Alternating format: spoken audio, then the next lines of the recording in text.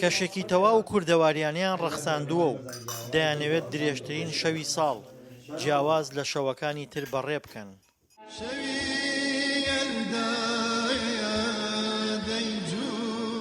شەوی یەڵدا کۆتایی وەرزی پاییز و سەرەتای دەستپێکی زستانە بە درێژترین شەوی ساڵ دادەنرێە.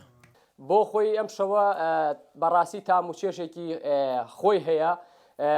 ئێمە ئەم شەومان بە باش زانی لەگەڵ کۆمەڵێک هاوڕێ دۆستە پێکەوە کۆبووینەوە هەم ئەو کەلتورە کۆنەی کە لە ماوەی ڕابردوو ساڵانی ڕابردووە هەبووە لە ئێستا کاڵ بۆتەوە هەوڵە دەین ئێمە لەم شەوەدا ئەو کەلتورە کوردەواریانەی کە لە ماوەکانی ڕابردووە هەبووە ئەم شەو بە ڕاستیە تا درەنگانێکی شەو یعنی گرنگی پێدەدەین و زیندوو یەکەینەوە. شەوی یەڵدا لەم ساڵانەی دواییدا لە نێو کوردەواریدا زیاتر گرنگی پێدرا. شەوی ڕابردوو لە ناوچە جیاجیاکان دەیان کۆڕ و مەجلیسی گەرم بۆ بەڕێکردنی شەوی یەڵدا ڕەخسێنرا.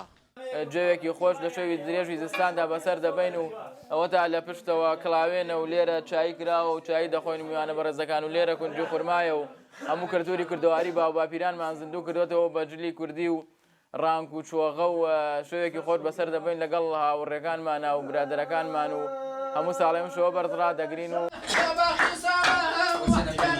لەم مەجلیسەدا شەوی یەڵدا کرایە دەرفەت بۆ زیندووکردنەوەی کولتوری کوردەواریش. ئێمە ئەم شەوە زنوو ڕائەگرین شەوێکی درێژە کۆمەڵە چالاکی و کۆمەڵە یاری کوردەواری و کە لە سەردەمی کۆن و ئێستادا ئەم جۆرە کولتورە زنیوەکەینەوە. شەوی یەڵدا و شەوگارە درێژەکانی زستان هاوشێوەی وەرزی پاییز و گەڵاڕێزانەکەی تەنانەت لە نێو ئەدەبیات و مێژووی کوردەواریشدا شوێن و پێگەی تایبەتیان هەیە. دڵشاد ئەنوەر، دەنگی ئەمریکا، گەرمیان.